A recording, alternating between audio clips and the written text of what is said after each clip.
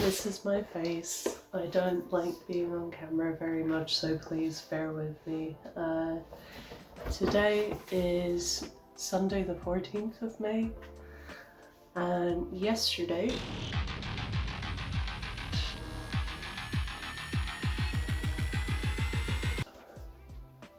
I finished this big bird. It is a guinea fowl. And I'm really pleased with how it turned out. It's very pretty. And I've been looking for an excuse to start the sketchbook for a while, but because it's sort of nicer paper, I didn't want to do rubbish in it, if that makes sense. So today I'm going to be working on this lumpy page, which is the back end of it, because I used too much water. And I'm going to be doing some CusCus. And if you know what the plural of CusCus is, let me know in the comments below. Is it CusCuses? Is it just CusCus? I don't know. And I mean the animal, not the food. The animal is an Australasian marsupial. It is a possum. I'm going to be doing the common spotted CusCus today, which is orange and white, maybe with some green. And for various reasons I've managed to get some flexi time off work this week, so I'm off on Monday for the whole day as well. So I might even do this page in this video and do some bird feet. Who knows, we'll see how it goes. Or I might get distracted and do something entirely different. You never know. So now you've decided, yeah, I'm going to draw a CusCus in my case, or an apple. It can be whatever you want it to be. And you've got a bunch of photos that you're wanting to work on your sketchbook, because for me, I'm just doing sort of reference studies today. How do you decide where you take this weird animal and turn it into a sort of fully fleshed out spread? So, things to sort of keep in mind. I don't like working anywhere near this ring bind. If you're using a sort of flatter sketchbook, it doesn't really matter so much. But this is sort of a danger zone. So if the paper rips or you decide you want to cut it out, maybe you want to sell it, you know, which I'm sort of half debating with the page before, it needs to have a decent gap, at least sort of a finger's width from the ring binding. Also, it's quite a lot of surface area that I'm working on today, so I keep that in mind. I do not want to run out of stamina, so I'm not going to be doing things like this big all over it. I think I'm going to start in this sort of bottom quarter first today, because that'll cover a lot of surface area. I'm also going to put my biggest and most detailed drawing there while I have the energy to do it. If you're like me and have the attention span of a squirrel, this is a really easy way to sort of avoid burnout. Do your biggest thing first, get that sort of accomplished feeling of, oh, I've done the thing, and then work on your smaller figures, studies, whatever it may be. That's my hot tip of the day. So when I first go into stuff like this, I try not to be too precious about my initial sketch. I think a lot of beginner artists, or like what you call them, new artists, kind of get a bit too invested in the initial stages of what they're doing and have a tendency to sort of forget about the piece as a whole because of that. Not that this is like some majestic fine art piece, but you know, I'm kind of keeping that in mind as I'm drawing. It's like blocking shapes before they actually become a fully fledged drawing. And I'm also making alterations as I go. Because of the way that I tend to draw, I have to find a fine line between anatomy as it is, like in reality, a lot of the time, and stuff that will make sense when I go to draw in the style that I do as well. So I'm kind of blocking in a bunch of different things. So I'm blocking in right now anatomy, basic shapes, to then go in and do like markings and detail and where the eyeballs are and stuff like that.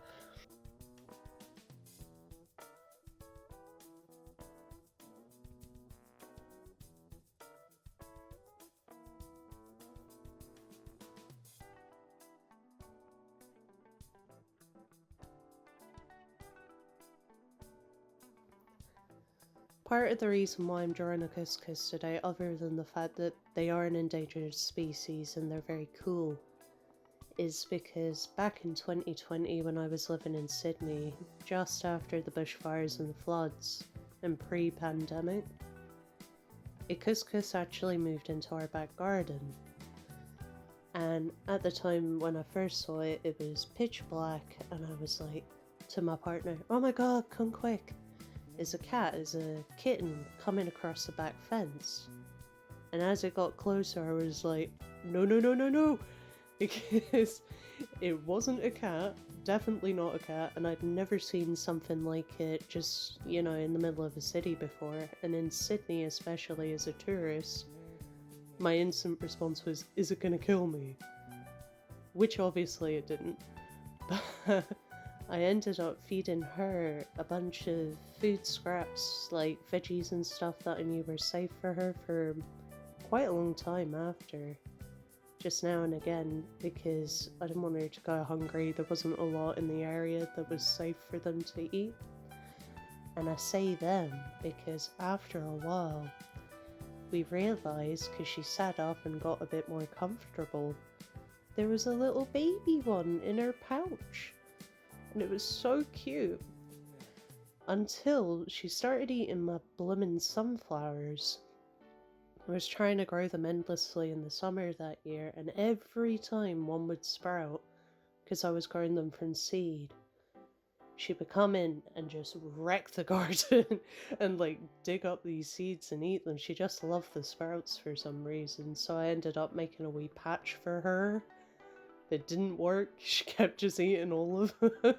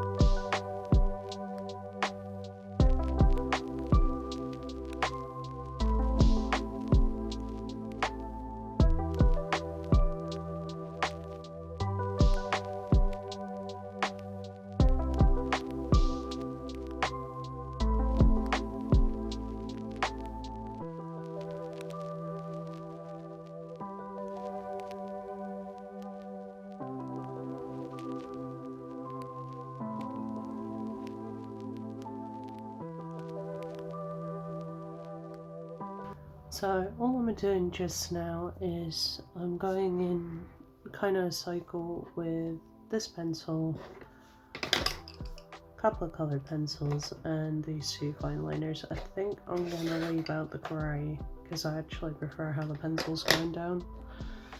That essentially I'm just sort of reinforcing what I had drawn before, because unlike the bird that I did the other day, which is mostly colour, I want this to be a bit more illustrative.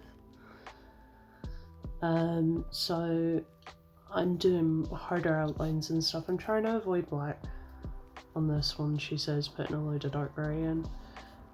But I don't want it to not look soft in the end, but I also want it to be legible between each animal. So I feel like after doing a bit of the colours, it kind of needs an outline as well. Because this is just my sketchbook, I'm not too fussed about it being perfect.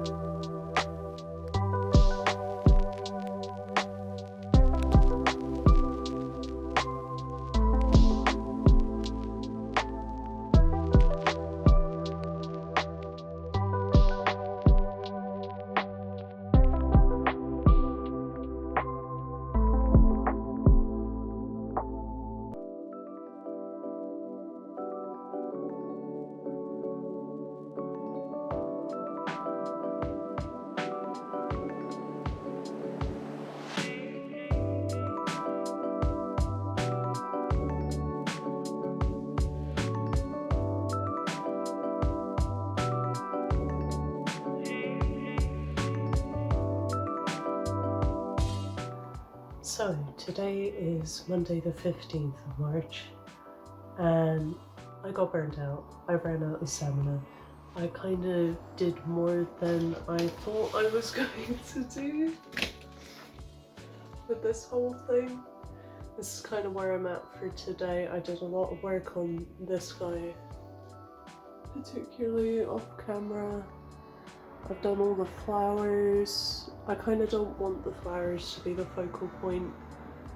I like the colour with these colours. It's very like Bridgerton by accident. But yeah, I kind of just want them to be sort of blobby. I don't want them to be the focal point. I want the faces to be the focal point. And unlike what I normally do, this is very, very soft. You know, like it's not a lot of hard black and stuff, it's more pencil.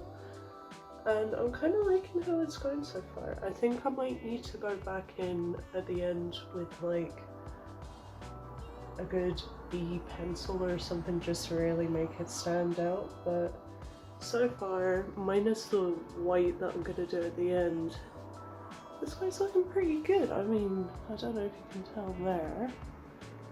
His little face is looking very deep compared to if you'd seen like this one, or even that one which is sort of half started. He's looking pretty good. What will make this though is the white bits that I mentioned before, but also when I add in the whiskers. I feel like these things always look a bit naked before then. So yeah, feeling pretty good about it. Way more than I was thinking of doing, but it's looking decent, so I don't mind.